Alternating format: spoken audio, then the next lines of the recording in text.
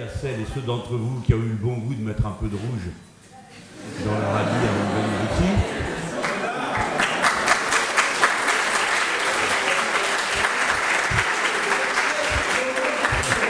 Bon. Et merci à vous, bien sûr, l'association d'étudiants qui m'a invité, ainsi qu'à la direction de cet établissement qui manifeste de cette manière le meilleur de ce que doit être l'université française, c'est-à-dire un lieu où l'on réfléchit et où l'on confronte des idées sur la base du débat argumenté, de la raison. Je sais que dans cette salle, sans doute ai-je des amis, peut-être même des partisans, mais aussi des personnes qui s'y trouvent, qui viennent entendre et se donner un temps de réflexion, peut-être en contradiction avec leurs convictions les plus ancrées. Aux uns et aux autres, ce que j'aurai à dire ce soir est une contribution à leur propre construction. Ce n'est pas un meeting, c'est une conférence. Pour moi, c'est un moment de plaisir particulier. J'ai rarement l'occasion d'exprimer mes vues et la cohérence d'une pensée politique. Je suppose qu'il y a ici beaucoup d'étudiants en sciences politiques, mais je reproche parfois au cursus universitaire de morceler le savoir et de ne pas laisser toujours bien apparaître la nécessité qu'il y a dans l'action politique d'agir en fonction d'idées claires, si l'on a des vues claires, en fonction d'une cohérence philosophique, d'une cohérence de méthode de pensée, d'où se déduit ensuite l'action. Trop souvent, la politique est réduite aux méthodes de communication qui permettent non de convaincre, mais de séduire ou de fasciner. Ma stratégie politique implique ou nécessite la formation d'un noyau conscient, éduqué, automotivé par ses convictions, pour que l'action politique à laquelle j'appelle ait lieu et qu'elle soit en capacité d'entraîner une majorité du peuple français en l'occurrence. Je vous présente mon manifeste « L'ère du peuple », qui est pour moi un des livres les plus importants que j'ai écrit pour moi-même. Alors, je ne dis pas que ce soit un des livres les plus importants, quoique secrètement je le pense. Mais il est écrit dans une langue qui, hélas, est peut-être trop rigide. Mais bien sûr, pour des étudiants, d'une manière générale, c'est peu de choses. Pour moi, c'est important parce que quand je fais un livre, je passe un contrat avec l'éditeur pour la taille des caractères, le prix du livre, toutes choses qui sont conçues pour que le livre soit une incitation à lire et non pas, par sa forme même, par son apparence, comme une sorte de barrière pour tous ceux pour qui de tels documents pourraient être un repoussoir. Comme j'évoque l'éditeur, je ne peux faire ce soir cette conférence sans commencer par dire, en dépit de l'estime personnelle qui me lie à l'éditrice de chez Fayard, combien je suis glacé et horrifié à l'idée que la maison Fayard est à l'idée de rééditer le livre du criminel nazi Adolf Hitler, Mein Kampf. Ce livre tombant dans le domaine public, il s'envisage de le rééditer. On me dit qu'il sera entouré d'un appareil critique. Je voudrais savoir quel appareil critique, plus significatif que le massacre de 6 millions de juifs, de centaines de milliers de tziganes, de 50 millions de morts d'une manière générale résultant de la guerre provoquée par les nazis, sans oublier les 20 millions de soviétiques accourus à la rescousse pour notre liberté, quel appareil critique est plus important que celui-ci? Je ne veux pas être au même catalogue qu'Adolf Hitler et je pense qu'aucune personne raisonnable et responsable n'a envie de s'y trouver. Je dis à mon éditrice que je l'adjure, peut-être de perdre quelque argent, mais du moins de vouloir conserver l'honneur de ne pas participer à la nouvelle débâcle qui s'annonce. Dans quel monde vivons-nous? Jeunes gens, j'ai le cœur blessé de penser que vous héritez d'un monde dans lequel M. Netanyahou peut nier la responsabilité d'Adolf Hitler dans le massacre et qu'en même temps, ce soit à Mme Merkel de rappeler que l'Allemagne a eu sa part. Bon, cette protestation étant faite, je ne sais pas ce qui se passe dans le couloir, mais j'en suis désolé, on ne peut pas faire mieux, ne nous empêchez pas tous de faire la réunion. J'en viens au fond. Le livre commence par une trentaine de pages inutiles qui font la critique de François Hollande. elles sont inutiles parce que là aussi la critique est faite et déjà réalisée par les faits. Cependant, mon propos était surtout de montrer ce qu'il y a de plus nocif dans son action. Ce n'est pas tant ce qu'il a fait ou n'a pas fait, mais plutôt une méthode politique particulière qui a consisté à voler les mots, à en changer la nature et la destination,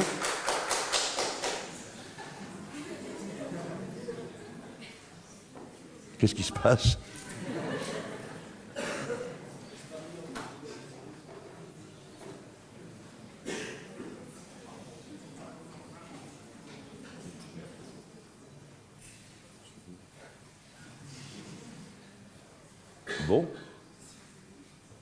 Bon. À voler les mots et à en changer la destination, si bien qu'à la fin on puisse entendre de toutes parts, la gauche et la droite, c'est pareil.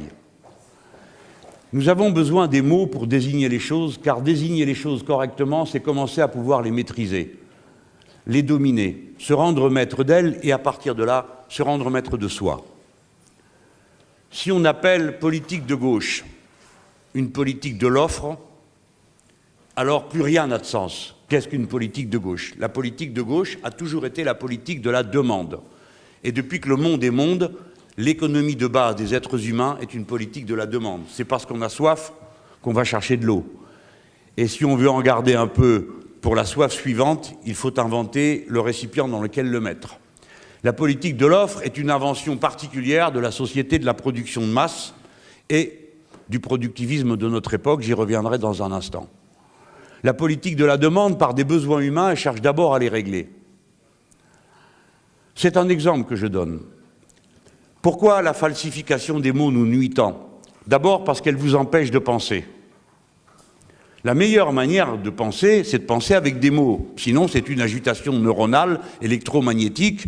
Et ceux qui se réfèrent à Karl Marx dans cette salle, peut-être y en a-t-il quelques-uns, savent que Karl Marx lui-même disait que la pensée était une sorte d'ébullition qui ne commençait à prendre de réalité que par la malédiction, dit-il entre guillemets, d'une réalité matérielle, la parole.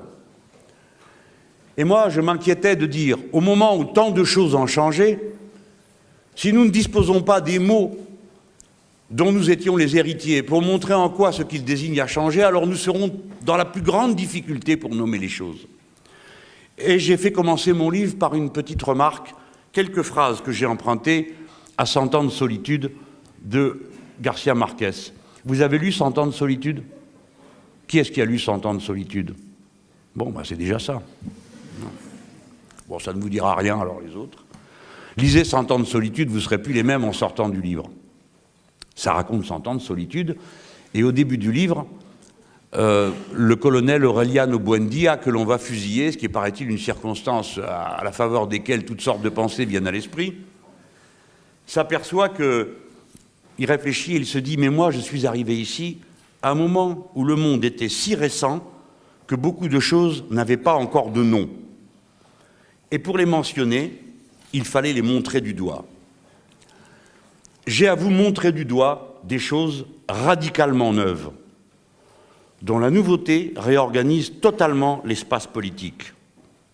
En tout cas, l'espace dans lequel les êtres humains doivent concevoir leur futur.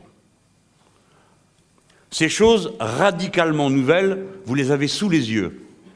Et comme vous les avez sous les yeux, vous ne vous rendez pas compte du fait qu'elles sont totalement nouvelles. Je vais aller du plus simple au plus compliqué, c'est-à-dire des choses matérielles au cœur des êtres humains. L'idée courante en politique, c'est que nous vivrions une crise. Il n'y a pas de crise.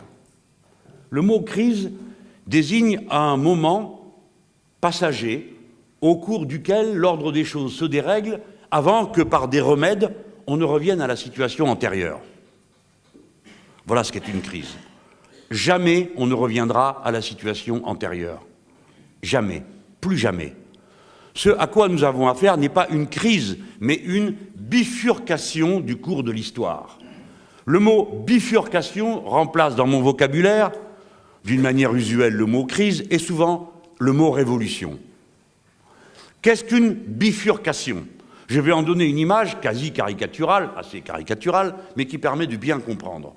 C'est quand l'ensemble des paramètres d'une situation ne changeant pas, un seul paramètre change et la totalité du système en mouvement change de trajectoire. Les sociétés humaines sont, on peut dire, des systèmes composés d'une multitude d'éléments, vous, des situations matérielles, en mouvement dans le temps. Un paramètre change et tout change. La trajectoire d'ensemble change. Exemple caricatural, vous êtes dans une voiture sur une route toute droite, vous roulez d'une manière constante, vous êtes assis confortablement derrière votre volant et vous ne bougez pas, et tout va bien, jusqu'à ce que surgisse une guêpe. C'est-à-dire, finalement, très peu de choses. Et qui va provoquer une sortie de route vraisemblable si elle vient à vous piquer. Une bifurcation est de cette nature. Tous les paramètres sont les mêmes, mais la trajectoire change. Je vous propose donc de réfléchir rapidement à 3 bifurcations fondamentales. J'ai dit, je commence par la plus simple. Une qui ne vient pas forcément à l'esprit, que vous connaissez, c'est le fait que l'économie est non pas mondialisée. L'économie a toujours été mondialisée. Toujours. L'Empire romain est une mondialisation. L'Empire égyptien est une mondialisation. Dès que les êtres humains, par petits groupes, ont commencé à être en contact les uns avec les autres, mais on peut supposer qu'en réalité, n'ont jamais perdu contact les uns avec les autres, le monde étant celui des êtres humains, il a toujours été mondialisé, même si le monde était tout petit, puisque le nombre des êtres humains était tout petit. Nous vivons une globalisation, ce n'est pas pareil. Le mot anglais, pour une fois, désigne mieux les choses que le mot français. La globalisation. La globalisation de quoi? L'interpénétration des économies reliées toutes par une peau subtile qui est l'ensemble des bits qu'il y a dans les ordinateurs. Et dans ce monde particulier, une réalité particulière. Pour la première fois dans l'histoire de l'humanité, l'accumulation de la richesse ne dépend pas de l'achat et de la vente de valeurs d'usage, mais repose exclusivement sur le mécanisme des valeurs d'échange. Au point que les valeurs d'échange ont pu se libérer de tout rapport avec les valeurs d'usage. C'est-à-dire que l'on échange 4000 fois plus en signes monétaires que l'on échange en réalité. Que quand on échange pour 40 millions, en réalité, il s'échange pour 4000 milliards. Et ça tous les jours. Je ne vous fais pas la liste année par année, parce que ma conférence comportant plusieurs points, on y passerait la soirée. Mais ça a été, d'un coup, un envol dont on peut dire quel est le point de départ. 15 août 1971. Ce jour-là, le président des États-Unis décide que le dollar n'est plus convertible en or. C'est-à-dire que, contrairement à ce qu'on avait toujours fait dans l'histoire, à savoir qu'un signe monétaire devait toujours avoir sa contrepartie matérielle immédiatement vérifiable, ça n'existait plus. À partir de là, les États-Unis d'Amérique, dont la monnaie était la monnaie de réserve de toutes les autres, elle-même assise pour finir sur des réserves d'or, le président des États-Unis a eu la possibilité de faire tourner la planche à billets autant qu'il voulait, sans que personne n'aille jamais vérifier si derrière se trouvaient les marchandises attenantes. Pourquoi y est-il arrivé? Parce que le dollar était le moyen d'échange monétaire mondial. Si bien que par un effet de substitution, toutes les valeurs qui s'échangeaient en dollars étaient censées être accordées au dollar. Mais pour autant, ces valeurs sont des valeurs de différents pays. J'espère que ce n'est pas trop abstrait. Mais c'est un changement inouï. Quand vous voyez le total de la capitalisation boursière représenter des dizaines de fois la production réelle, vous avez donc la formation d'une énorme bulle, une circulation au-dessus de la sphère de l'économie réelle, qui se fait hors de tout contrôle et qui absorbe toute la puissance, toute la richesse, tout ce qui est produit et qui en invente d'autres par le mécanisme du crédit. Mécanisme qui a permis de contenir les salaires pendant un temps en offrant du crédit quasi illimité, gonflant cette bulle. C'est incroyable. Le banquier central Mario Draghi a pu au début de l'année décider de mettre 1000 milliards d'euros, 1000 milliards d'euros à la disposition des banques. Vous n'en avez pas vu un seul arriver dans la production réelle. Tout est parti dans la sphère financière. Parce que dorénavant, le mécanisme traditionnel de stabilisation des crises, qui faisait que les États-Unis d'Amérique injectaient des milliards chaque fois qu'il y avait un bug pour relancer le crédit, lequel relançait la consommation, lequel relançait la production, ce mécanisme qui a fonctionné jusqu'à 2008, dorénavant, ne fonctionne plus. À partir de 2006, les États-Unis d'Amérique ont cessé de publier la masse de dollars qu'ils mettaient en circulation chaque année. À partir de 2008, face à la crise qui s'est produite, vous vous en souvenez peut-être, vous avez lu sur le sujet, la crise des subprimes, ils ont injecté des milliards de dollars. Et pour la première fois, on a vu les milliards de dollars arriver, le crédit faire ça, la consommation faire ça, et la production faire ça. C'est-à-dire impossible de relancer la machine. Nous vivons dans ce monde-là. Une pierre dans la vitrine peut tout faire s'écrouler. Quoi qu'il fasse, aucune politique de relance ne peut fonctionner. Quand par hasard elle fonctionne, elle remet la machine en route, mais elle ne fonctionne pas. Vous êtes là, en ce moment, dans cette situation. Tous les mois, ils vous annoncent la reprise, il n'y en aura pas. Cela n'est pas possible. Tant que la bulle est là, on accumulera plus dans la bulle que dans la production réelle. Et comme la production réelle est dans des pays qui eux-mêmes ont créé une bulle comme la Chine, les choses ne bougeront plus. Cet ordre des choses provoque au moins une conséquence.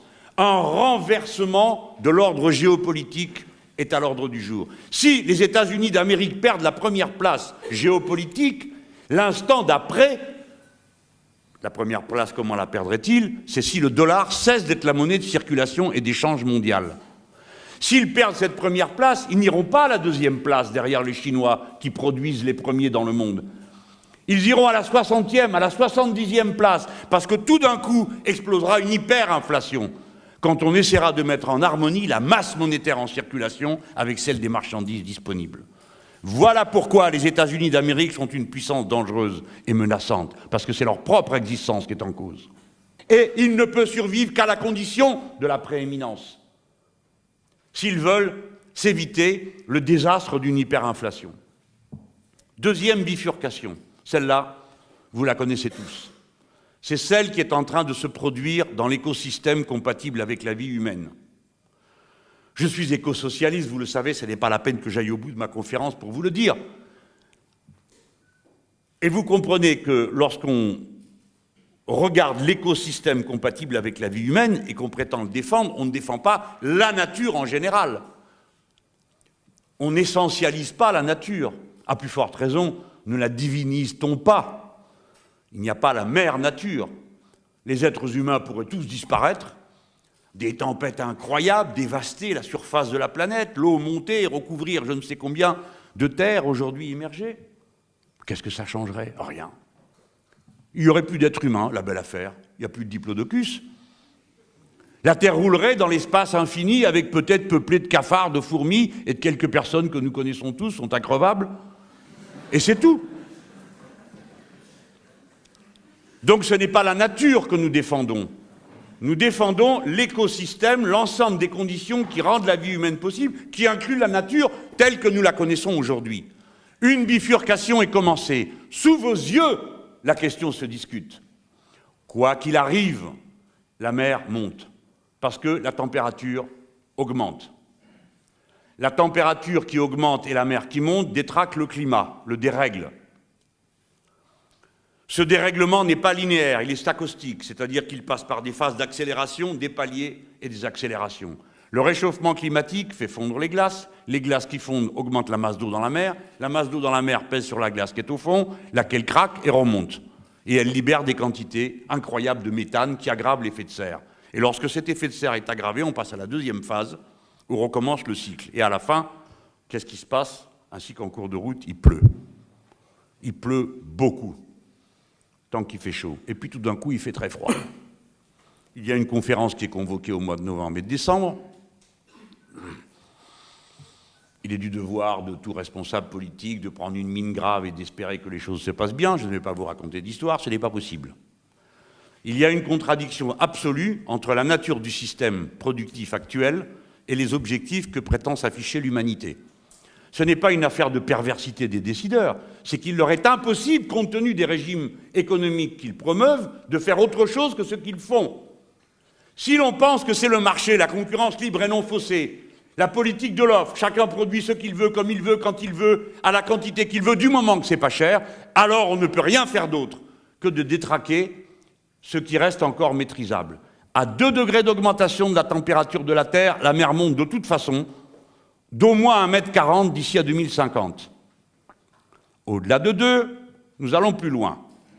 Il y a des disputes pour savoir si c'est 1,20 m, 1,40 m, 70 cm, et si c'est en 2040, ou si c'est en 2050, ou 2060. Eh bien, j'avoue que j'ai tort. Comme ça, ce problème est écarté. Mais ce que personne ne peut nier, c'est que l'eau est montée plus haut en même pas 5 ans qu'en 3000 ans. Et qu'à partir d'1 mètre d'élévation du niveau de la mer, nous savons quelles sont les surfaces actuelles qui seront recouvertes par l'eau. Quelles conséquences ça a? Pas seulement que vous aurez les pieds mouillés. Que faire? Le problème n'est pas le changement de la nature, c'est le changement de la nature dans le contexte nouveau, dont je vais parler dans un instant des êtres humains. Des tsunamis, il y en a toujours eu, des tremblements de terre, il y en a toujours eu. Sauf qu'avant, les tremblements de terre provoquaient des tsunamis qui passaient sur des cabanes de pêcheurs. Aujourd'hui, elles passent sur des centrales nucléaires. Tout le monde voit la différence. C'est Fukushima. C'est bien loin, une histoire de Japonais. Avec un vent de 140 km/h et des creux de 7 mètres, la centrale nucléaire de Blaye, située à 50 km de Bordeaux, a failli être noyée. Heureusement, un ingénieur s'est dit que compte tenu de la montée de l'eau, des vagues, des tourbillons qu'il y avait dans le fleuve et dans la mer, les prises d'eau froide nécessaires pour refroidir le mécanisme de la centrale seraient sans doute obstruées et il a coupé le système. Nous lui devons la vie. Le système a été coupé. Au contraire de 3 Mile Island, où celui qui contrôlait le pupitre avait un si gros ventre qu'il ne voyait pas les boutons s'allumer en dessous. Ou qu'à Tchernobyl, où un imbécile a voulu voir quelle était la résistance du matériau s'il faisait monter le truc. Il a vu. N'oubliez jamais qu'un système 100% rationnel n'existe pas aussi longtemps qu'il y a des êtres humains derrière. Ça n'existe pas.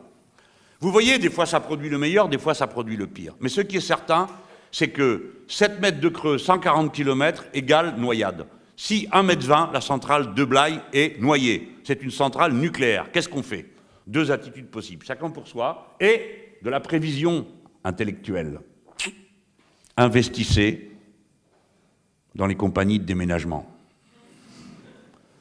Ou bien vous êtes des planificateurs habitués au désordre, et vous dites, eh ben, c'est un problème, toute cette eau qui monte et toute cette eau qui tombe. Qui est-ce qui sait nager? Ne croyez pas que je plaisante. Il y a une ville en Inde qui est noyée tous les 3 mois. Eh bien maintenant, c'est ça que fait la municipalité. Quartier par quartier, elle regarde si tout le monde sait nager. C'est une vraie histoire. Je ne l'invente pas. C'est une vraie histoire.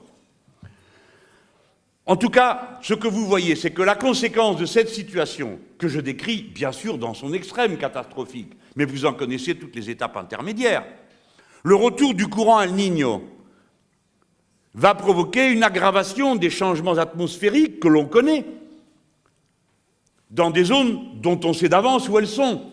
Et ce dérèglement va provoquer une crise agroalimentaire dont nous verrons bientôt les effets au mois de janvier de l'année prochaine, quand le climat aura été perturbé et que les récoltes seront moins bonnes ou n'auront pas lieu et provoqueront ainsi de nouvelles tensions sociales parce qu'on peut se passer d'à peu près tout sauf de manger et de boire. Ça, c'est un des effets. Et il y en a combien d'autres comme ça? Par exemple, le réchauffement fait que la mouche drosophile se déplace et monte du sud du pays vers le nord, si bien qu'elle commence à s'attaquer à des vignes, si vous ne buvez pas de vin, ça vous est égal, mais qui font disparaître la récolte ici et là, et donc les moyens qui sont liés à la récolte pour ceux qui en vivent.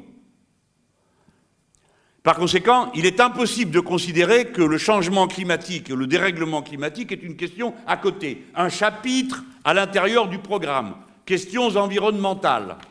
Non, c'est la condition numéro 1. L'équilibre de l'écosystème qui rend la vie humaine possible est la question numéro 1. La question numéro 1 est entrée en turbulence et elle est en voie d'une bifurcation. Ceux qui sont confrontés à cette situation ne peuvent pas la résoudre.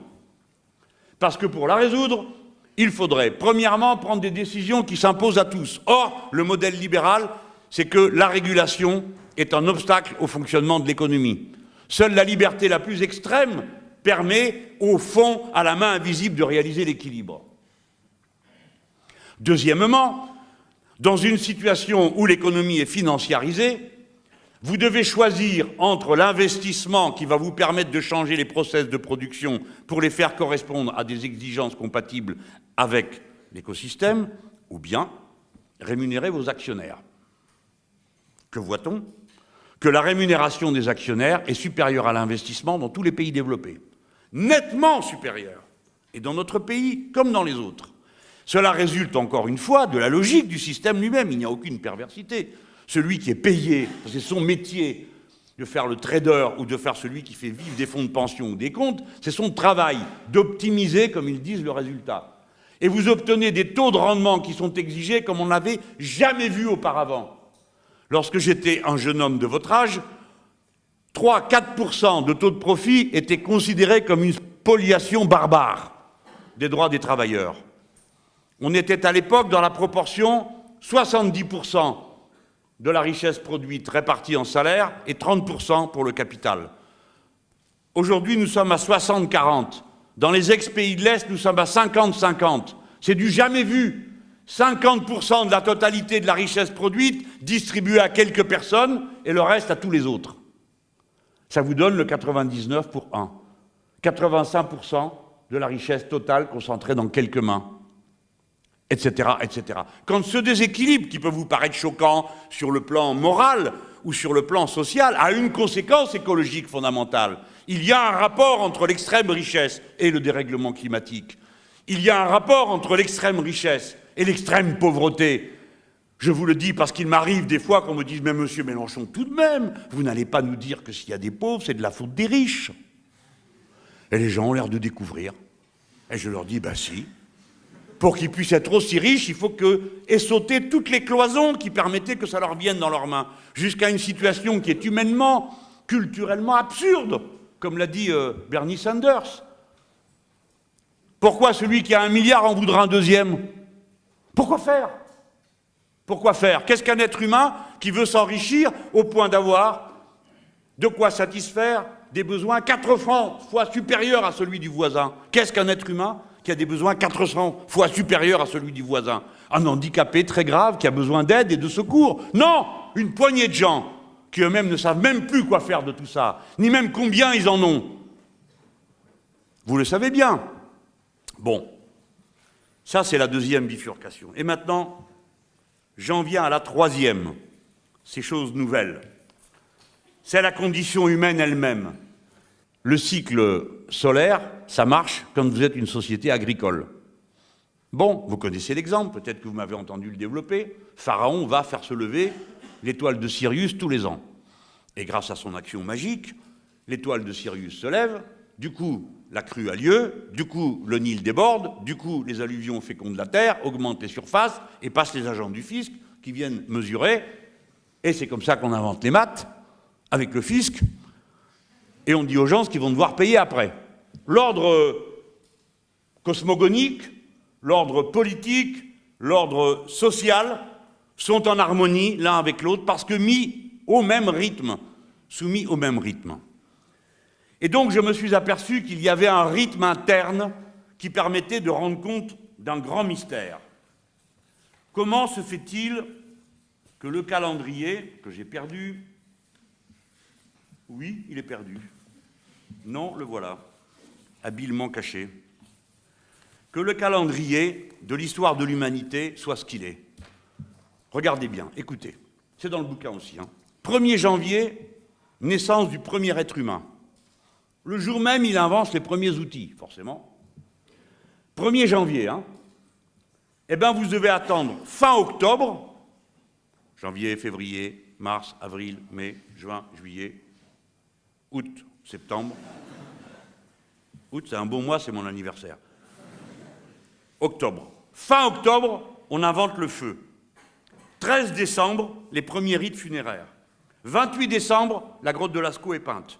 30 décembre, invention de l'agriculture. Le 31 décembre, c'est la dernière journée. À 4 heures du matin, on invente la roue.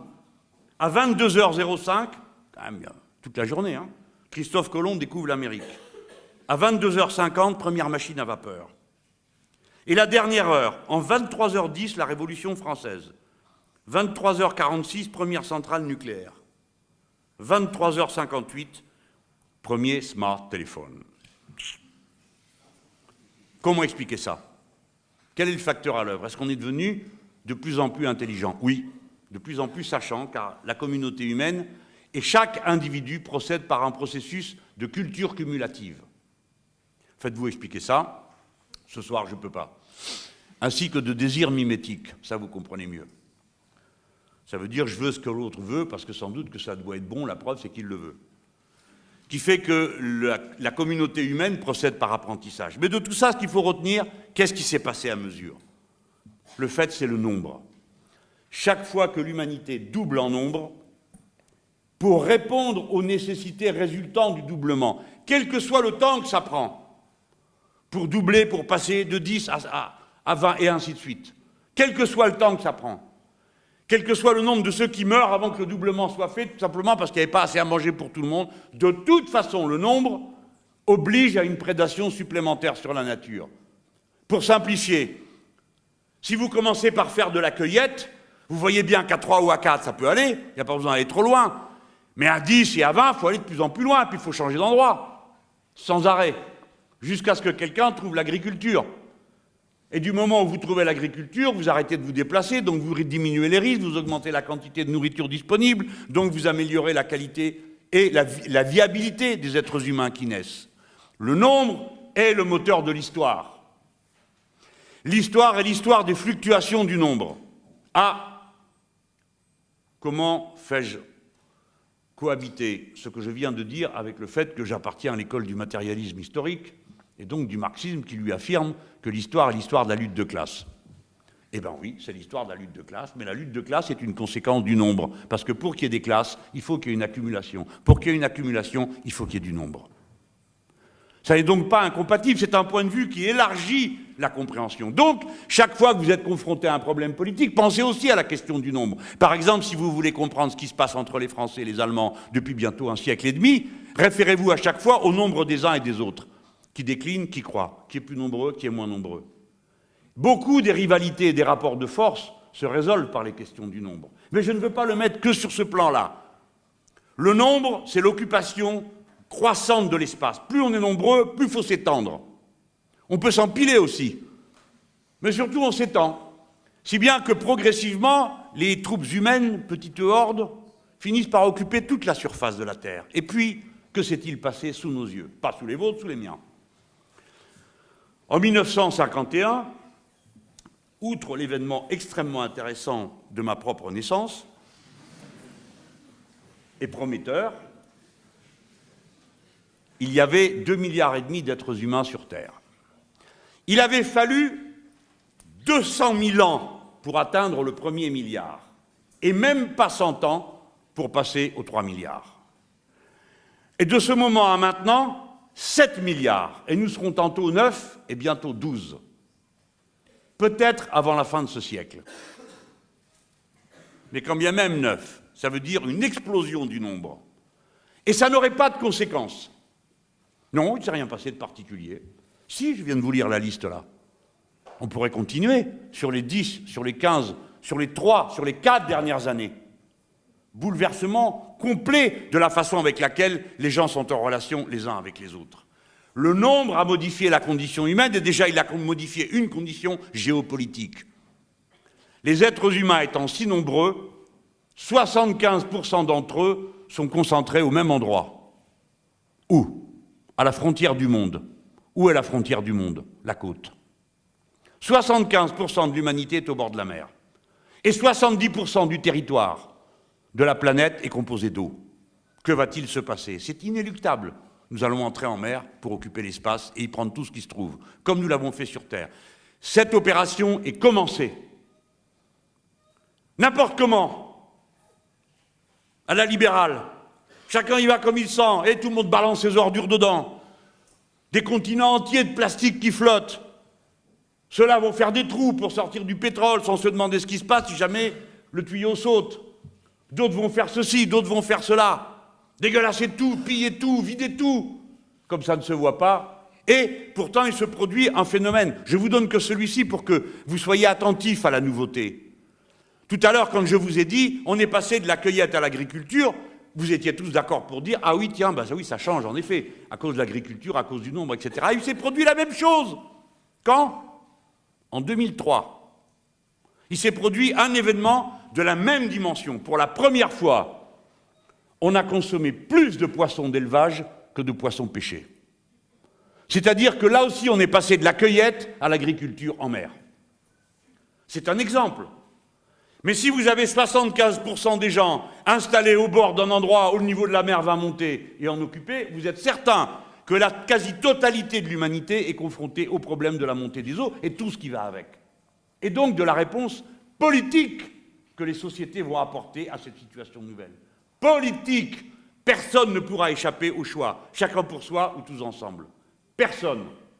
Et par conséquent, les grands débats qui structurent la pensée politique vont être des grands débats de tous les jours.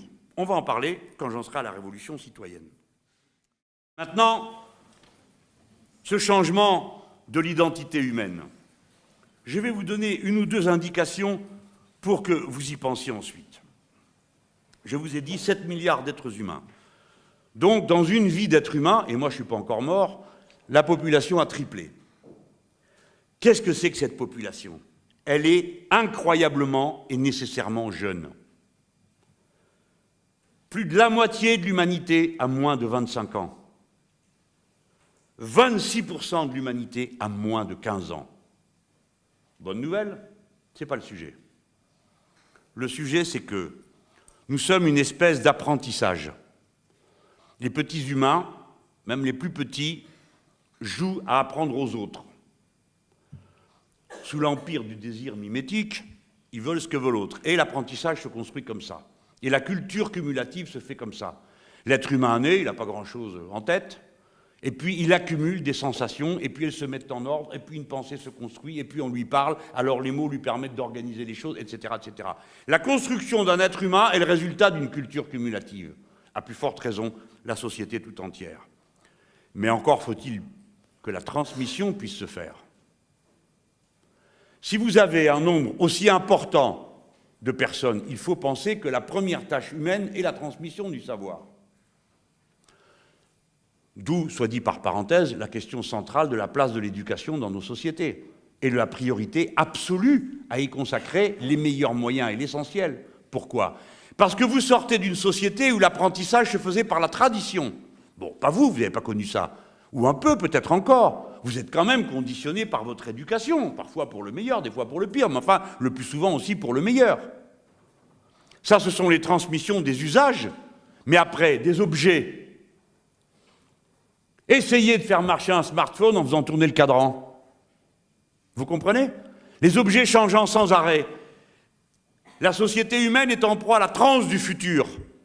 Et cette transe est entretenue par la société productiviste. Déjà, c'est compliqué. Tant mieux qu'on trouve des techniques plus adaptées.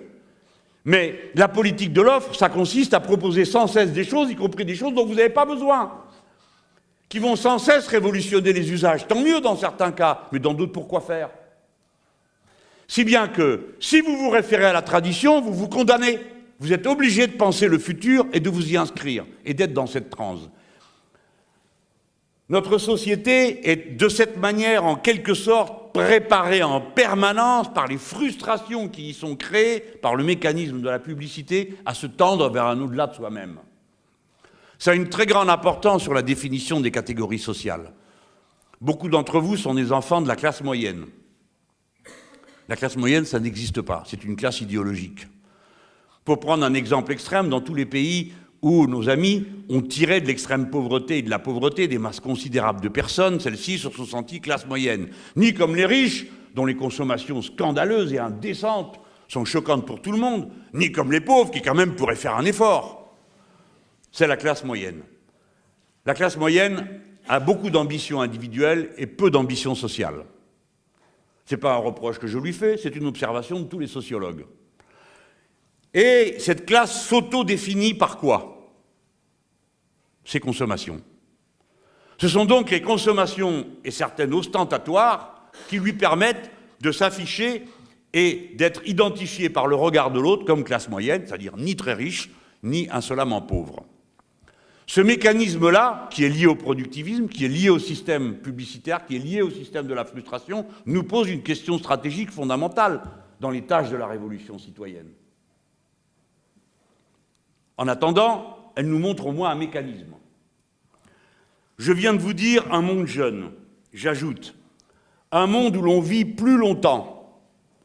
Et si l'on vit plus longtemps, ça veut dire qu'un nombre croissant de personnes ont des exigences minimales à présenter à la société et à la vie, donc des prédations supplémentaires sur la nature. Ne croyez pas que ce soit juste le refrain habituel de tous les technocrates pour répéter cette imbécilité qui consiste à dire « puisqu'on vit plus longtemps, il faut travailler plus longtemps », sans qu'un seul de ces benets ait compris que si on vivait plus longtemps, c'est parce qu'on travaillait moins longtemps. L'espérance de vie est passée de 47 ans en 1950 sur la planète à 69 ans aujourd'hui. Ça fait quand même un paquet d'années de plus. Et enfin, c'est une société urbaine et en réseau. Ça change tout. L'interdépendance des êtres humains prend une forme qu'elle n'a jamais eue dans l'histoire.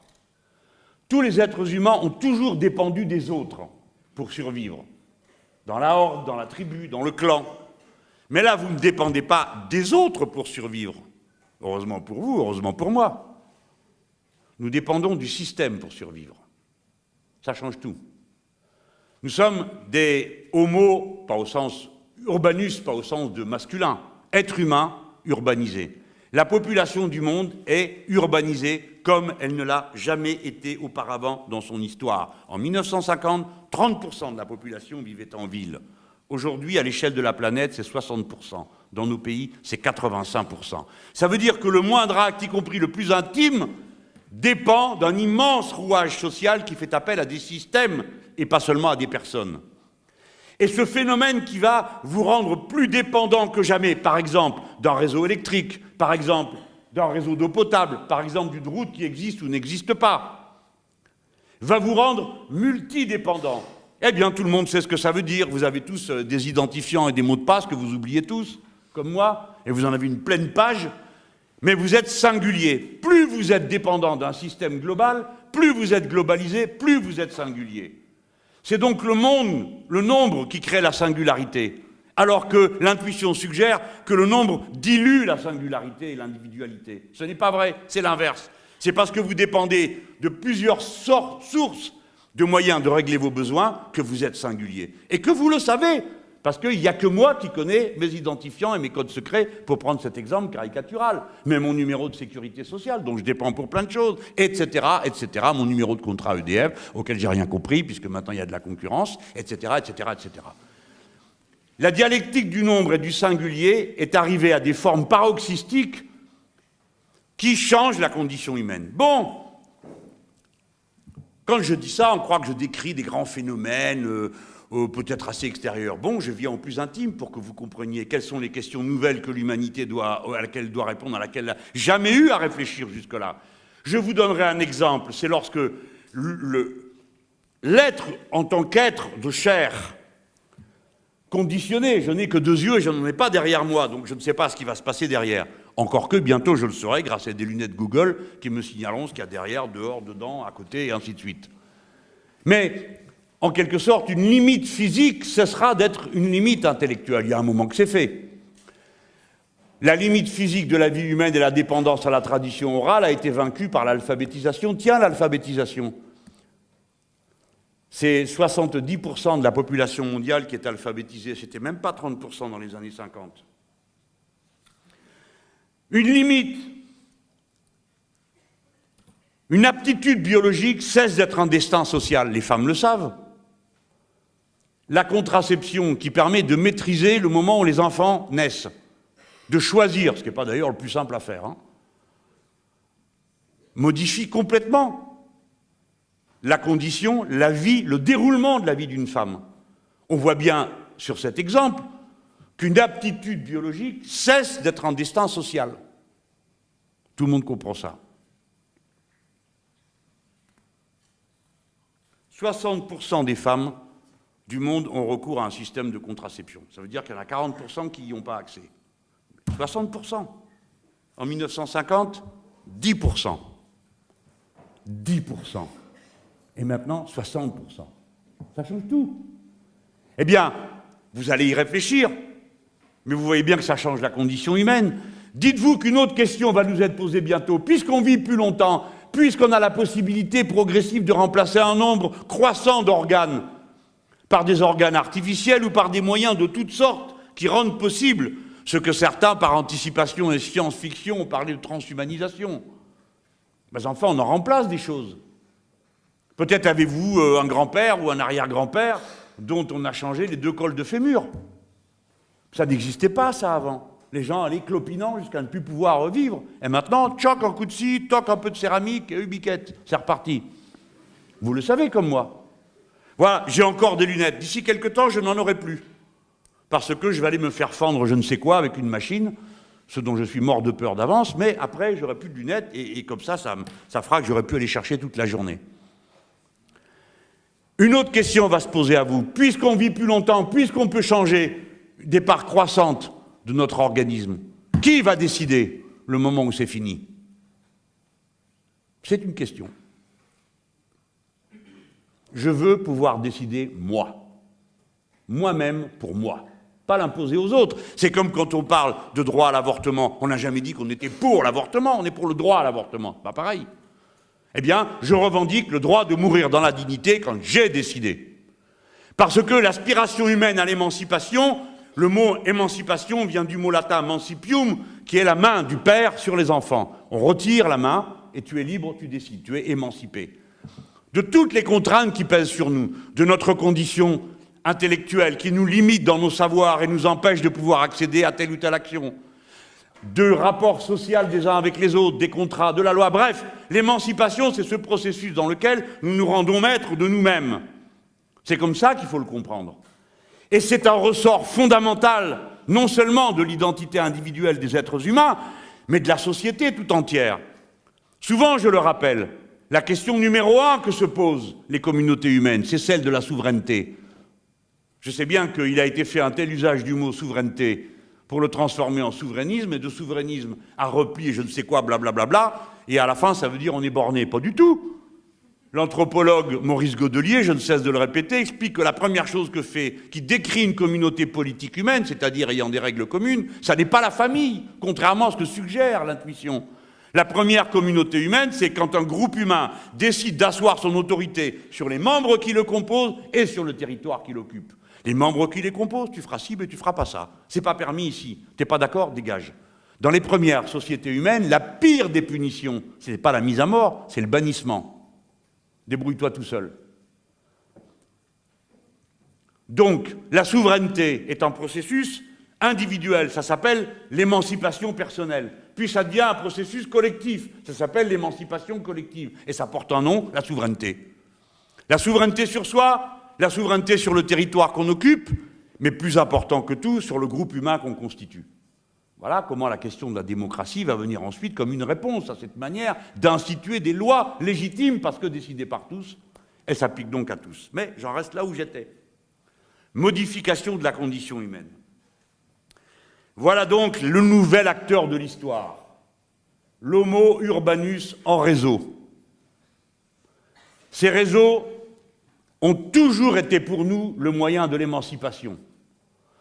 La classe ouvrière qui était au XIXe siècle, selon nous, la classe révolutionnaire.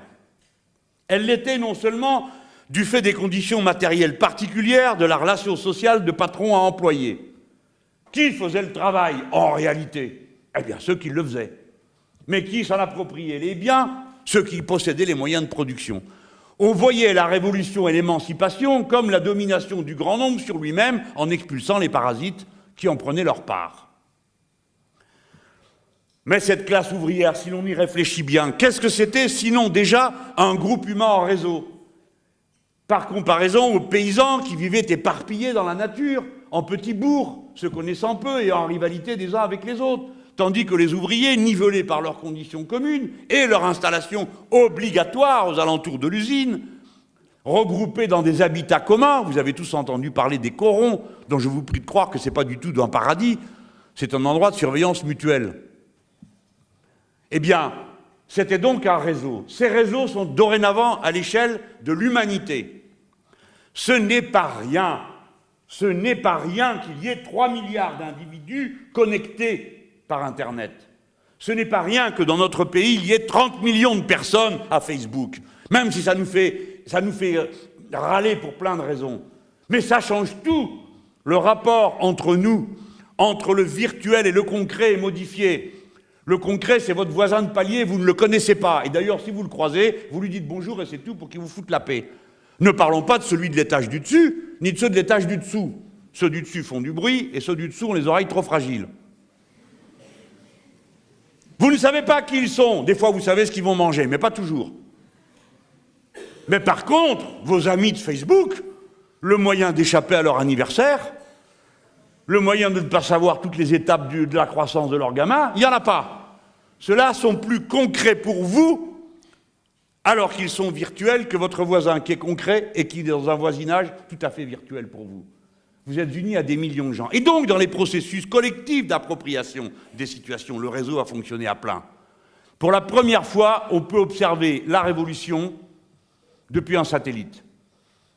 On repère l'augmentation du nombre des communications par téléphone et par Internet. C'est comme ça. Plus on est près, plus on communique. L'intuition suggère le contraire. Que plus on est loin, on communique pour savoir ce qui se passe. Pas du tout. Les réseaux les plus intenses de communication sont dans les villes. On le sait grâce à la géolocalisation, vu que tout le monde a un téléphone dans la poche, qui permet, vous contribuez tous, d'ailleurs vous collaborez activement avec la police, parce que vous mettez le nom de vos copains quand ils sont dans les manifs, alors il y a un petit cadre, machin, truc comme ça, les autres ils collectent, ils connaissent un par an tous ceux qui y étaient. Hein, voilà. Vous le savez tout ça. Cet homo urbanus, c'est le peuple. Tout le monde dépend du système. Et quand tout le monde est confronté à des problèmes simples, de survie quotidienne, pas idéologique, alors des montagnes de gens se mettent en mouvement. Exemple. Au Brésil, vous savez que les Brésiliens reçoivent à leur naissance le gène du football. C'est-à-dire que dès leur première apparition, ils commencent à donner des coups de pied dans des balles. Donc il est bien connu que le Brésilien, comme disait Machin, est footballeur. Et voilà qu'on organise la Coupe du Monde de foot, et que font les Brésiliens? Des manifestations pour exiger qu'à la place des matchs de foot et des stades de foot, on leur donne des transports en commun. Et pourquoi des transports en commun? Justement parce qu'ils n'en ont pas. Et que ne pas avoir de transport en commun, c'est se faire voler 2 à 3 heures de vie chaque jour. Comme ce n'est pas 3 à 4 heures de vie chaque jour. 3 à 4 heures de ta vie, de ta peau, de ta personne, de ta respiration, sont perdues parce que pour aller au travail, pour aller à tel endroit, tu dois passer par la route qui est complètement engorgée, complètement embouteillée, et tu voudrais des transports en commun. Et on a dit, mais qu'est-ce qui se passe? Pourquoi font-ils ça? Et les gens dans la rue mettaient tout à l'ordre du jour. Nous voulons des transports en public, ras-le-bol de votre corruption. Et d'abord, vous, qu'est-ce que vous foutez là? Vous êtes élus, vous faites rien, ça change rien. D'ailleurs, où ils sont ceux-là? Ah, au-dessus de ma tête. Oui, parce que là-bas, par exemple, à São Paulo, les riches circulent d'une tour à l'autre en hélicoptère. Et moi, comme j'étais naïf, je dis à un camarade, ben, bon débarras, comme ça, nous casse moins les pieds. Pour blaguer, hein. Il me dit, bah, écoute, figure-toi que c'est pas du tout une bonne nouvelle, parce que comme ils circulent en hélicoptère, ils n'en ont plus rien à foutre de ce qui se passe en bas. Pas bête. Mais vous voyez ce que c'est qu'une multitude qui, à ce moment-là, se met en mouvement pour régler des problèmes concrets. Et comment ça se passe? Quelle est la multitude devenant peuple? C'est ce moment-là où elle devient peuple, parce qu'elle est acteur politique. Comment ça se passe? À quel moment, M. Mélenchon, pensez-vous que cela se produira? M'a-t-on encore demandé. On n'en sait rien. On ne sait pas quand, mais on sait que ça va avoir lieu. Tout ce qu'on ne sait pas, c'est quand. Et c'est là que prend place ce que j'appelle l'événement fortuit, qui est événement dans l'histoire. Autrefois, bon, vous êtes des étudiants de Sciences Po, donc vous avez le temps de réfléchir. Hein. Dans le matérialisme historique, on se représentait l'évolution de la société d'après le déterminisme tel qu'on le pensait à la fin du XIXe siècle. Je vous le résume, si on connaît la position et la vitesse d'un corps à n'importe quel moment, on connaît toutes ses positions dans le futur et dans le passé. Ça, c'était la vision du déterminisme à la fin du XIXe siècle. Sans déterminisme, pas de science, hein, les amis. Hein. Ne confondez pas le mot déterminisme avec fatalisme. Hein, déterminisme. Depuis la mécanique quantique, on sait qu'il y a un principe d'incertitude. Ce principe n'est pas une incapacité de l'esprit humain à comprendre, c'est une propriété de la nature. Le principe d'incertitude fait que tout déterminisme est probabiliste. Il a une chance de se produire de 90% ou de 80%. Votre cerveau, en réalité, c'est ce qu'on a découvert, est une machine à fabriquer du futur parce qu'il passe son temps à évaluer ce qui va se passer l'instant d'après. Et quelle est la signification de ce qui se passe si tout d'un coup il y a un bruit violent, etc. Votre cerveau est une machine qui produit le temps. Le temps n'existe pas.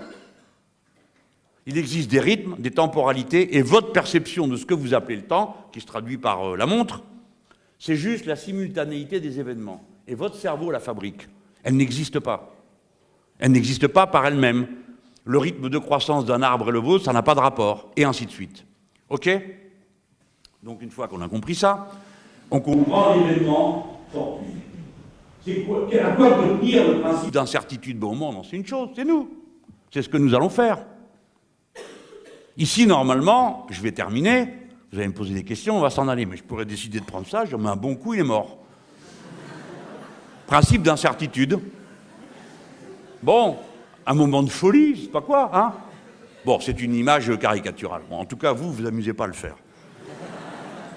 Mais ça vous montre comment l'apparente stabilité des choses ne doit jamais faire oublier les raisons qui font que tout ça est une construction qui, des fois, a des critères de fragilité extrêmement intenses dedans, mais ça n'est qu'une construction qui marche parce que nous y consentons. Aussi longtemps qu'on consent à l'ordre, l'ordre fonctionne. Et quand on n'y consent plus, il ne fonctionne pas. Et si, en plus, il contient en lui-même des contradictions qui peuvent l'effondrer, une seule pichenette peut le mettre par terre. C'est pourquoi je n'ai pas peur quand on me dit « Comment ça se fait que ça ne se voit pas dans les urnes, que vous n'avez pas encore gagné les élections ?» Ça viendra. Alors, je vous ai décrit les conditions totalement neuves de l'histoire, les problèmes totalement neufs auxquels vous alliez être confrontés. Et cet acteur nouveau, le peuple, multitude devenant un acteur politique par l'exercice de la souveraineté sur lui-même. J'ai été déjà bien long.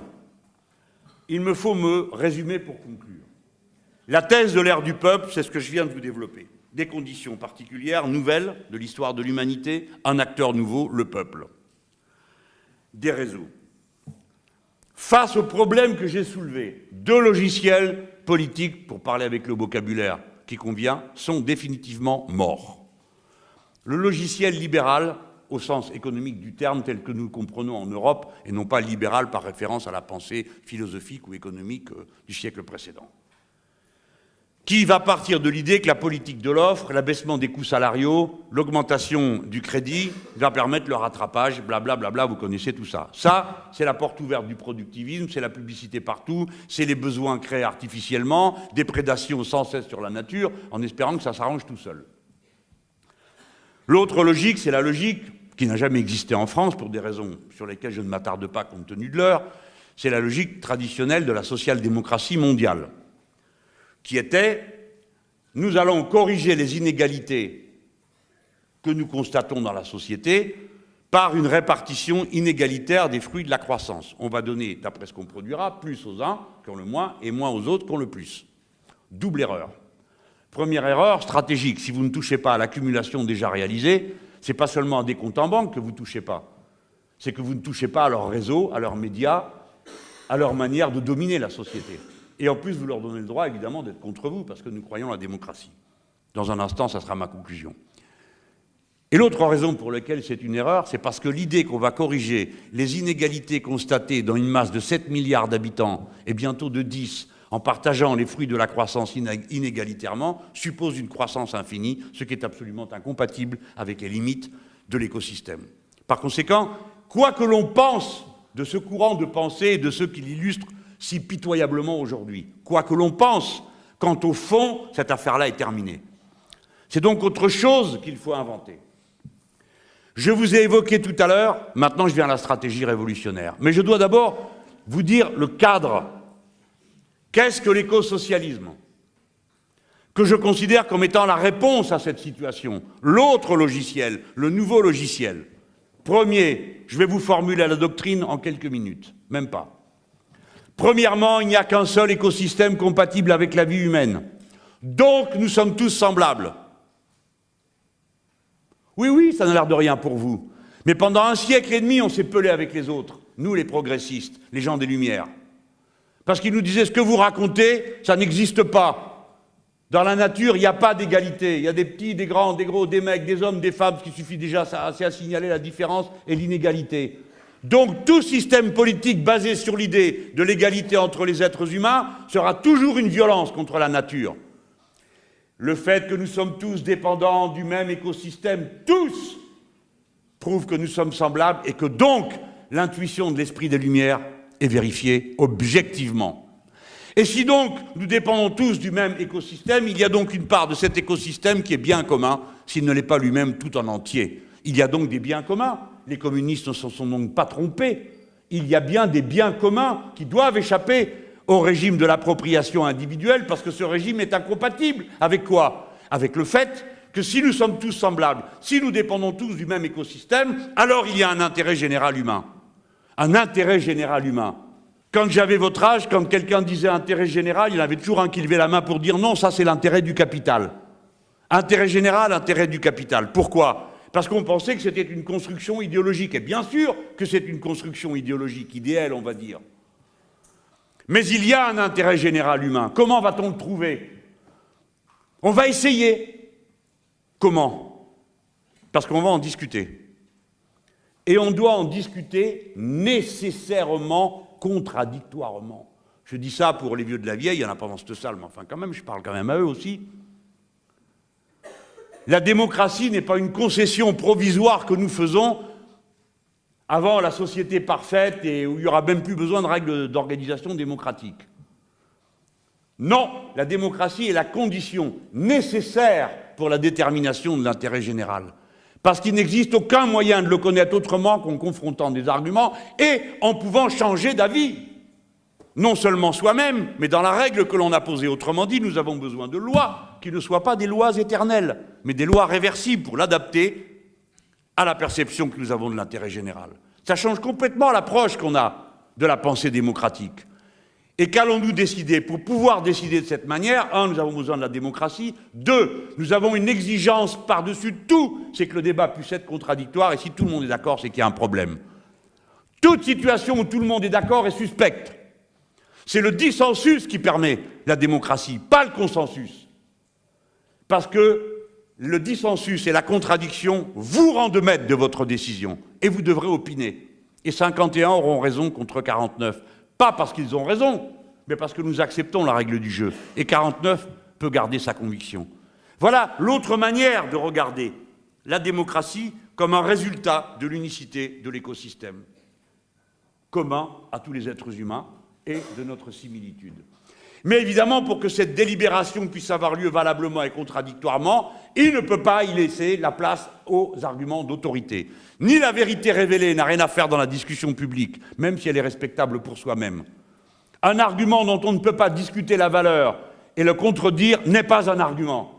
Si vous venez en nous présentant les tables de la loi, appliquez-les vous-même. Mais ne demandez pas à la société de les appliquer de force, parce qu'une vérité viendrait de l'extérieur. Cette vérité, ça ne peut être ni celle de Dieu, puisque personne n'est d'accord sur le sujet, ni non plus celle du marché, ou de n'importe quelle forme d'organisation économique de la société. Il n'y a pas de loi naturelle dans l'organisation des communautés humaines. La domination, c'est que le puissant ne domine pas le faible au moment où on discute, que l'homme ne décide pas à la place de la femme, etc., etc., etc. Voici comment toutes ces choses s'emboîtent confirmant l'intuition socialiste, l'intuition, c'est-à-dire on s'en sort tous ensemble, l'intuition du communisme, il y a des choses qui nous sont communes, et par-dessus tout l'esprit des Lumières, la similitude des êtres humains et de la République. Nous ne décidons pas ce qui est bon pour nous, ce qui est simplement une question de démocratie, nous décidons ce qui est bon pour tous. Voilà pourquoi la République n'est pas un régime neutre. Ce n'est pas une organisation, elle a un contenu. La République a vaincu l'ancien régime, elle doit vaincre maintenant les communautarismes, les ethnicismes. Comment pouvons-nous le faire? Par une méthode révolutionnaire. J'admets que l'on... Évidemment, j'admets, et même je demande que l'on conteste ce que je vais dire. Mais je demande qu'on me dise comment on compte faire autrement. Je ne parle pas à tout le monde ici, je parle à ceux de ma famille d'idées qui veulent changer profondément la société. Cette stratégie révolutionnaire, c'est celle de la constituante. Pourquoi? La multitude devient peuple, Et elle devient peuple quand elle devient peuple constituant, c'est-à-dire quand on convoque une assemblée constituante, qu'on y appelle à la participation populaire la plus profonde, qu'est-ce qu'on y fait? On se reconnaît mutuellement des droits. Et cette reconnaissance de droits mutuels, ce sont nos devoirs individuels. On ne met pas des devoirs dans une constitution, on n'y met que des droits. Et le droit de l'autre est mon devoir, que son droit soit respecté. Quand nous décrivons les droits que nous nous reconnaissons, alors nous formons une communauté humaine, une et indivisible, puisque la loi s'appliquera à nous tous de la même manière. Le peuple français doit se reconstruire en tant que peuple, acteur de l'histoire et s'émanciper par la méthode révolutionnaire de la convocation d'une constituante. Après, il y a 1000 manières de faire une constituante. Vous pouvez la faire, type 1958, 4 types dans une piole qui vous écrivent un truc, c'est un tel bazar que les gens viennent voter après au référendum, oui, je sais pas quoi.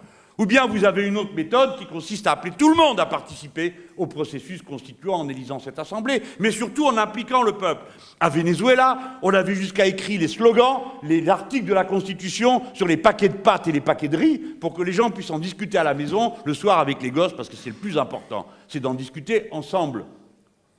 Et en Équateur, les gens venaient du plus petit village avec leurs feuilles, leurs papiers, ils s'étaient réunis pour dire, eh ben voilà, nous voulons que dans la Constitution, il soit dit qu'on n'a pas le droit de faire ci, on n'a pas le droit de faire ça, mais on a le droit de faire ci, on a le droit de faire ça.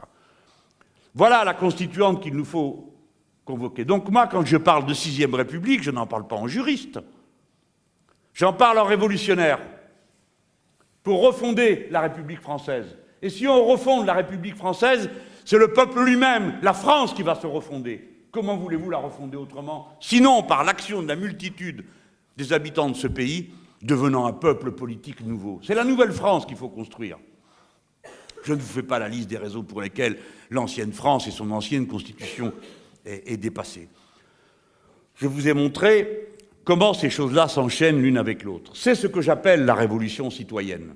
Et le livre L'ère du peuple, avec ses innombrables défauts, est une théorie de la révolution citoyenne, c'est-à-dire l'ensemble des faits qui constituent et font système pour penser le réel et pour agir dedans. La révolution citoyenne, on ne brade pas les mots. Oui, c'est une révolution. Non, ce n'est pas un arrangement à la papa. C'est une révolution parce qu'il s'agit de changer l'ordre juridique des droits que vous reconnaissez, y compris les droits fondamentaux, surtout les droits fondamentaux. Si vous ne croyez pas une seconde à tout ce que je viens de vous dire, au moins dites-vous ça. Il y a des droits nouveaux que l'on doit inscrire dans la Constitution parce que c'est une obligation. Tout à l'heure, je vous ai dit, il est inadmissible que la finance domine l'économie réelle. Bon, vous êtes d'accord avec moi. Donc, ça veut dire qu'il faut limiter les droits de la propriété des moyens de production. On ne doit pas donner les mêmes droits, par exemple, à celui qui investit sans dire si demain il s'en va, et celui qui laisse son capital pour 10 ans, si vous ne nationalisez pas tout. Autrement dit, les droits de la propriété privée, qui sont déjà limités, doivent être limités dans les formes nouvelles que cette propriété privée a prises. Le contraire des tribunaux d'arbitrage, où les investisseurs veulent se dispenser de la loi. Vous avez dit tout à l'heure, il a raison sur l'écologie, vous l'avez pensé, bon. Eh bien, il y a une conséquence pratique. Si vous voulez faire bifurquer le modèle économique, vous devez poser une règle. Cette règle, c'est la règle verte. On ne prend pas plus à la nature que ce qu'elle peut reconstituer. Allez, cherchez. Les ingénieurs, les techniciens, femmes et hommes de tous les côtés, faites le bilan de votre entreprise, de votre production. Comment ferez-vous pour produire pas davantage et pour pas prendre davantage que ce que vous pouvez, que la nature peut reconstituer? Vous savez tous qu'on est en dette écologique. Chaque année un peu plus tôt. Maintenant, c'est le 13 août. Quand on a commencé à faire les comptes, on était le 18 décembre. Voilà des droits nouveaux. Tout à l'heure, je vous ai parlé du droit à l'avortement. Vous êtes d'accord pour qu'à chaque législature, on recommence à avoir des gens qui nous menacent sur le sujet? Non, il faut le mettre dans la Constitution. Parce que c'est un droit de la personne à disposer d'elle-même. Et de même pour le droit à mourir dans la dignité. Je ne veux pas défendre d'une législation changeante. Bon, elle changera peut-être la Constitution elle-même au bout d'un certain temps. Vous voyez, il y a des raisons objectives, urgentes, qui nous conduisent à devoir légiférer d'une manière constante et stable à travers le mécanisme constitutionnel, au moins que des raisons de stratégie de reconstitution de notre patrie commune. J'ai dit, je ne brade pas les mots. Révolution, changement de l'ordre juridique, changement dans l'ordre de la propriété, changement dans la hiérarchie des normes. Aujourd'hui, au sommet de la hiérarchie des normes, il y a la concurrence libre et non faussée. Au sommet de la hiérarchie des normes, pour ma part, je souhaite qu'on mette la solidarité et la responsabilité devant l'écosystème. C'est donc bien une révolution. Mais n'allez pas prendre peur. Vous vivez dans la révolution, vous n'en rendez même pas compte. Est-ce qu'ils n'ont pas changé l'ordre de la hiérarchie des normes en mettant la concurrence libre et non faussée au-dessus des valeurs de la République? Est-ce qu'ils n'ont pas changé l'ordre de la propriété quand ils ont privatisé des milliers et des millions d'entreprises dans le monde entier et dans notre pays? Est-ce qu'ils n'ont pas changé l'ordre de la propriété, que ce qui était collectif est devenu privé? Et ainsi de suite. Je ne vous fais pas la mauvaise grâce de refaire toute la liste. Vous êtes dans la révolution. Et quand vous voyez l'affreux monsieur Gattaz, survivant d'une variété de diplodocus, équipé essentiellement d'une glande lacrymale, qui vient jeter de grosses larmes en vous passant la sébile, pour des subventions de toutes sortes, parce que les assister dans ce pays, c'est le grand capital, eh bien lorsque cet homme vient dire « Ah ben nous proposons, comme idée moderne pour le monde qui a changé, de revenir à même pas au Moyen-Âge d'ailleurs, nous proposons que l'accord d'entreprise soit supérieur à l'accord de branche et, quand il n'y en a pas, supérieur de toute façon à la loi. Autrement dit, chacun dans son entreprise, dans le rapport fraternel et amical qui unit Marcel le patron à Popol l'ouvrier, qui, en se tapant sur l'épaule, parce qu'on se connaît depuis combien de temps, bon, ça c'est la petite entreprise, mais après on peut passer au CAC 40, s'entendent en commun pour fixer le salaire. Ça n'existe pas tout ça. Donc dans cette situation de dépendance, il faudrait établir la loi, parce que c'est ça dont on parle. C'est une contre-révolution gigantesque qui vous est proposée là. Donc vous n'êtes pas confronté à un homme qui vient vous parler d'une révolution citoyenne, qui serait un bouleversement de vos pauvres existences si confortables. Vous êtes confronté à un choix entre la révolution qu'il vous propose et celle que je vous propose. Vous êtes devant un choix. Devant la faillite de l'équilibre de l'écosystème, vous n'êtes pas en train de réfléchir sur les questions de l'état de la nature, vous êtes devant un choix. On continue comme ça ou on arrête? Et si on arrête, comment on fait? C'est de la politique. Évidemment, ça ne vous dit pas ce que je vais faire au deuxième tour, ni avec qui je compte m'allier au premier. Ce sont les questions passionnantes qui occupent le devant de la scène politique. Moi, j'ai appris quelque chose en regardant dans vos yeux déjà, tous ceux que j'ai vus. Devant un exposé d'une cohérence, j'espère que vous ne serez plus les mêmes après qu'avant. En toute hypothèse, nous aurons fait acte de citoyenneté. Car la citoyenneté, c'est bien sûr, comme je l'ai dit tout à l'heure, s'emparer du pouvoir à exercer sa souveraineté. Mais c'est d'abord avoir un avis pour le bien de tous. Et quel qu'il soit, si vous vous souciez du bien de tous, déjà, vous n'êtes plus la même personne. Car s'engager politiquement, réfléchir politiquement, ce n'est pas seulement opiner dans l'arène politique, c'est se transformer soi-même. À mes yeux, de matérialiste, c'est pas le goût des biens matériels, matérialisme philosophique, et de l'esprit des Lumières. La seule morale qui permet de vivre vraiment en commun est la morale de la responsabilité absolue. Il faut se sentir à chaque instant responsable de tout, en tout point, et surtout des autres. Merci.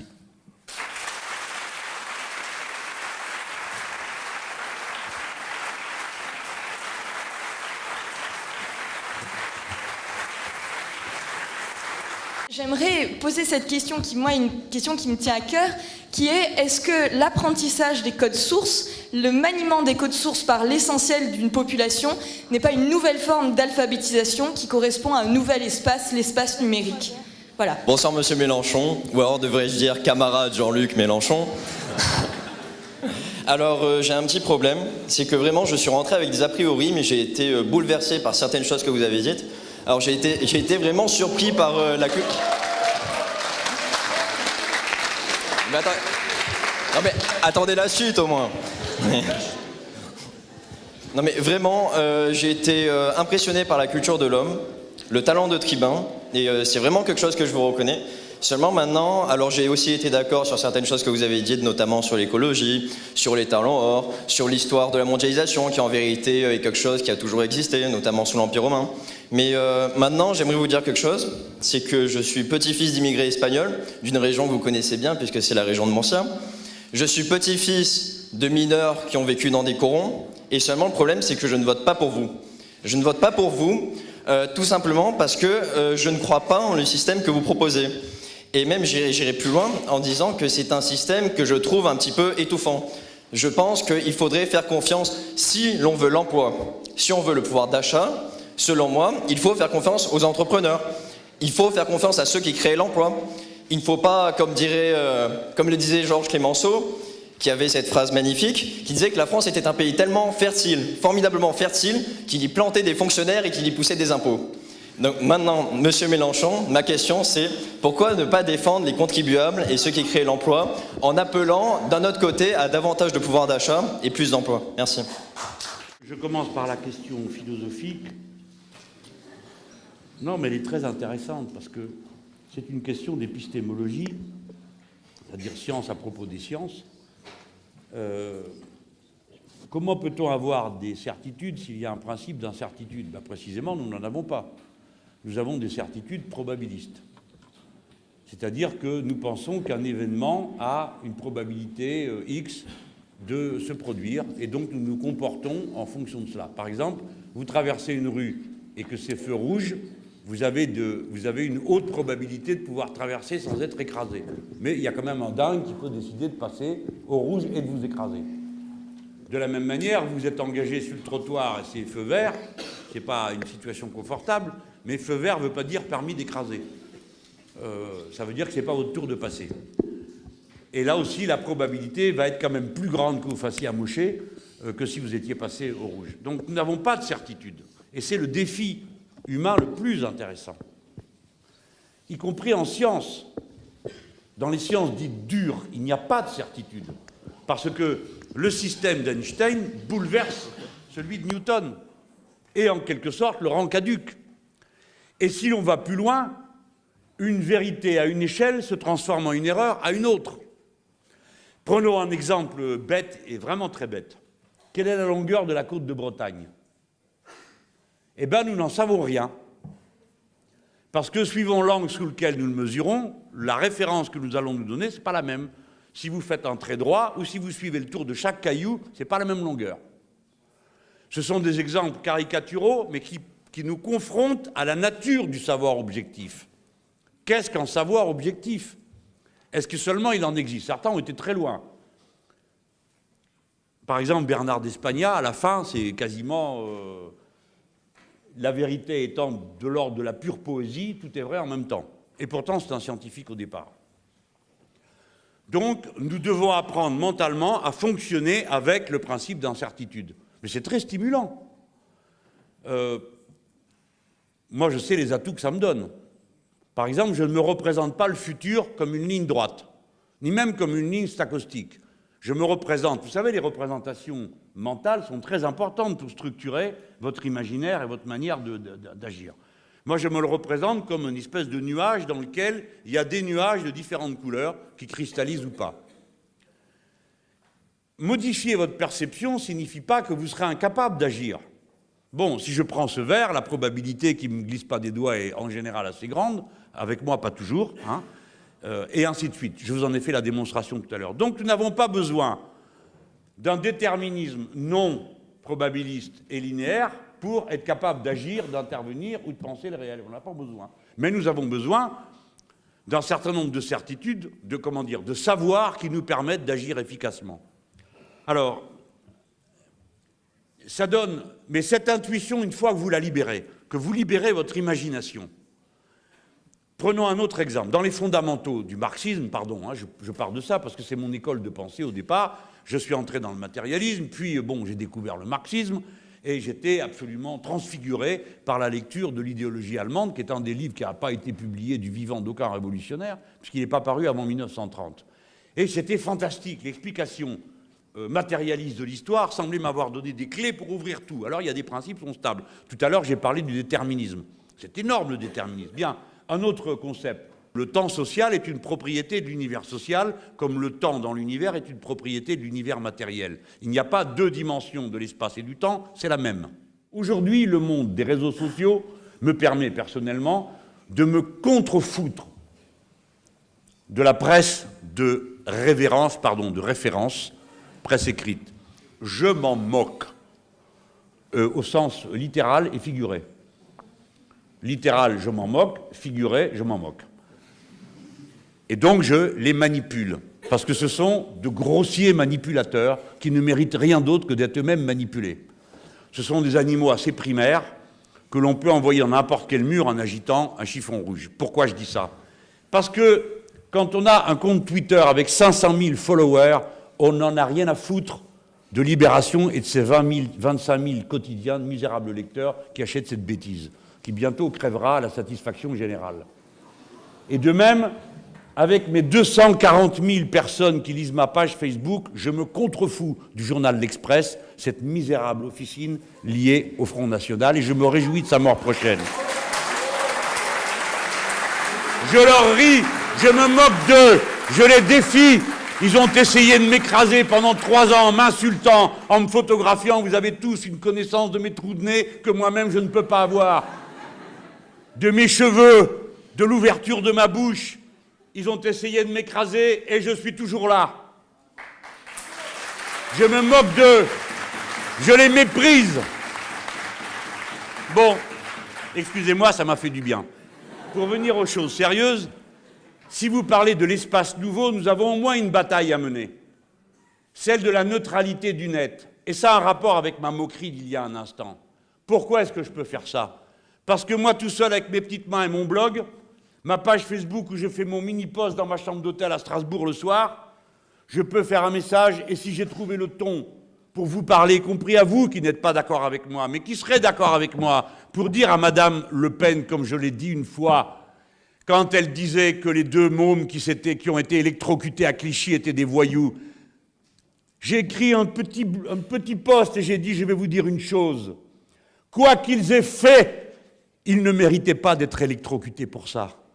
Et quoi qu'ils aient fait, leurs parents ne méritaient pas qu'on les traite de voyous 2 ans après leur mort.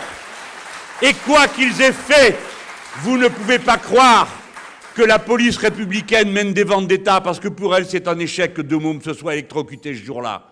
Eh bien, il s'est trouvé 1 800 000 personnes pour reproduire mon message. Et dedans, il y avait des gens comme vous qui n'étaient pas d'accord avec moi, mais qui sur ce point me rejoignaient pour affirmer la morale républicaine et humaniste.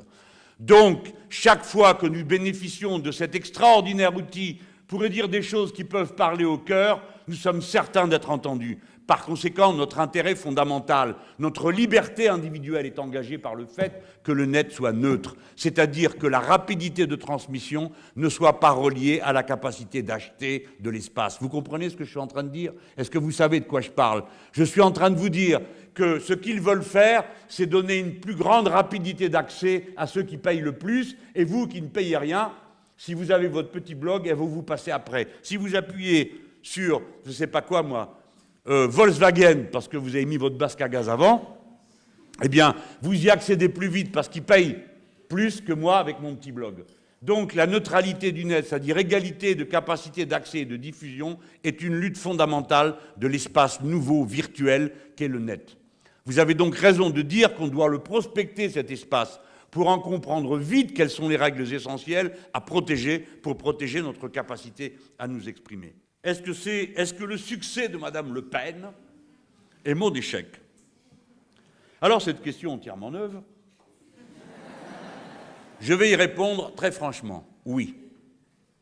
Mea culpa. C'est de ma faute, en effet, si cette femme progresse.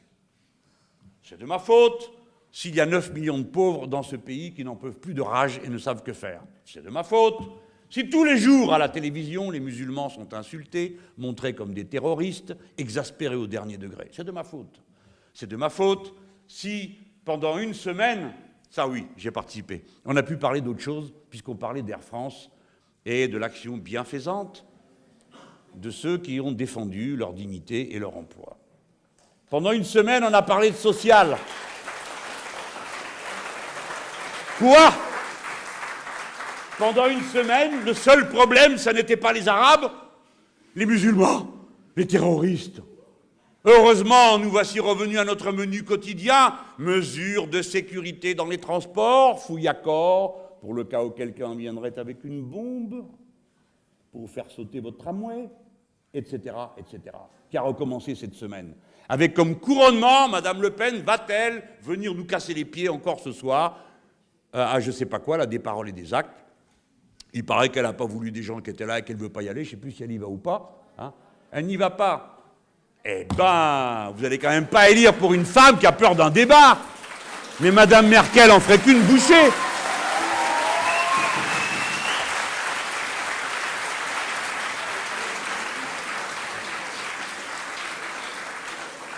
Moi, elle ne voulait pas me parler. Vous vous rappelez de cette histoire-là? Vous m'avez insulté, elle me traitait de demi-démente. J'ai dit, bah, ça vous laisse une bonne moitié. Là-dessus, elle fait la gueule, elle prend son journal.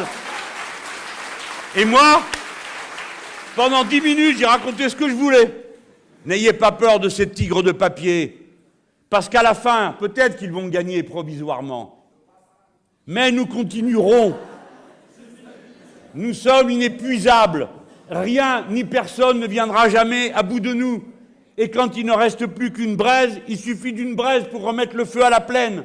Tant que chacun d'entre nous garde sa conviction et la certitude absolue de son esprit de résistance à l'ethnicisme et au dégoût des autres, quelles que soient nos convictions politiques, ils ne gagneront jamais.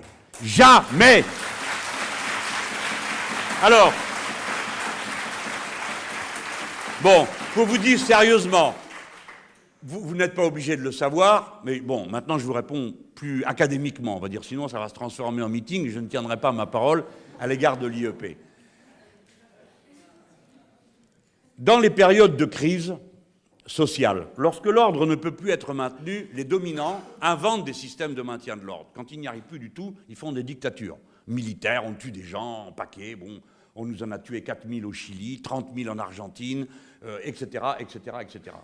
Avant d'en arriver là, ils essayent de trouver un modèle de régulation, et comme vous le savez, le problème de la droite et du capitalisme, c'est quoi? C'est le peuple.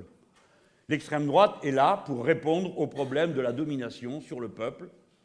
Voilà, ils servent à ça, ils ont toujours servi à ça. Les gens disent, oui, mais le culot monstrueux, c'est qu'on me dit, votre discours est proche du sien. Ah pardon, c'est l'inverse. C'est que eux, de tout temps, vous croyez qu'on attrape les mouches avec du vinaigre, vous? Non. Ils viennent, ils nous collent après, elles récitent des pages entières de ce que je raconte. Et puis elles captent les gens, puis elles leur expliquent, oui, mais le problème, c'est pas le capitalisme, Mélenchon, il raconte n'importe quoi. C'est un communiste du système archaïque. Hein? Non, le problème, c'est les Arabes, c'est bien connu. La génération d'avant, c'était les Juifs. Et puis la génération prochaine, ça sera les Chinois, vu qu'il y en a beaucoup, il y en a partout. Bon, voilà, ces gens-là, à chaque génération, inventent un ennemi, un bouc émissaire qu'on va monter, jusqu'à faire tellement peur à tout le monde. Ils sont cachés en plus, on ne les voit pas tous. Bon, vous le savez ça. Et cette opération est réussie. Comment elle a réussi? Grâce aux militants de terrain du Front National qui, en discutant, convainquent les gens qu'il n'y a rien au-dessus de l'ethnicisme. Pas du tout. Vous avez un matraquage du système qui assigne à résidence d'extrême droite le peuple, en disant « la majorité des ouvriers votent pour madame ». C'est pas vrai, mais ça ne fait rien, c'est dit. Répétez, jusqu'à ce que ça devienne une conviction. Le système tout entier est arc-bouté pour vous enfermer, d'abord en vous volant les mots. Vous ne pouvez plus être de gauche, parce que si vous êtes de gauche, c'est que vous êtes pour Hollande. Et comme vous ne voulez pas être pour Hollande, alors vous n'êtes pas de gauche. Et donc, vous êtes interdit d'être vous-même. On vous a enlevé le mot qui vous désignait. On m'enlève mon prénom, on m'appelle chose. Parce que je ne m'appelle plus Jean-Luc, je ne suis plus Mélenchon, je ne suis rien. Je suis transformé dans la chose que le puissant et le dominant a décidé. Voilà ce que je vous disais tout à l'heure sur la capture des mots. Bref. Voilà comment ils se sont emparés dans certains pouvoirs. Et alors? La roue tourne. L'événement fortuit se produira, il peut rebondir d'une manière ou d'une autre. Vous savez comme moi que les prochaines élections, s'il y a un attentat à la veille, ce n'est pas les mêmes que s'il n'y en a pas. Vous le savez bien. La campagne de 2012, je vois des gros malins qui me disent « Ah, vous êtes trop agressif, soit vous n'êtes pas rassemblé. » Ben vas-y, bonhomme. Je suis passé de 3 à 11. 4 millions de voix, c'est déjà pas mal, non, comme rassemblement? Qu'est-ce qui s'est passé pendant la campagne de 2012? Qu'est-ce qui s'est passé après des mois d'efforts patients pour construire la question sociale et la ramener devant la scène? Pendant des mois pour parler de culture, d'amour, de fraternité, les valeurs que nous portons. Qu'est-ce qui s'est passé? Tout le monde a oublié le lendemain du rassemblement à République. L'attentat de Mohamed Merah, qui a ramené toute cette saloperie sur le devant de la scène, le meurtre, l'ethnicisme, la haine, le dégoût. Eh bien, nous avons tenu bon, vous savez les gens. Notre honneur, c'est d'avoir fait le discours de Marseille juste derrière, en disant qu'il n'y a pas d'avenir dans ce pays sans les Arabes et les Berbères qui s'y trouvent, qui sont français comme nous, et qui partagent avec nous la République française. Parce que être français, ce n'est pas une ethnie, ce n'est pas une couleur de peau, ce n'est pas une religion, ce n'est même pas l'usage du français, parce que 29 pays l'ont en partage avec nous, la langue française. C'est un contrat politique que nous pouvons proposer à tout être humain. Liberté, égalité, fraternité. Ça, c'est la grandeur de la République française.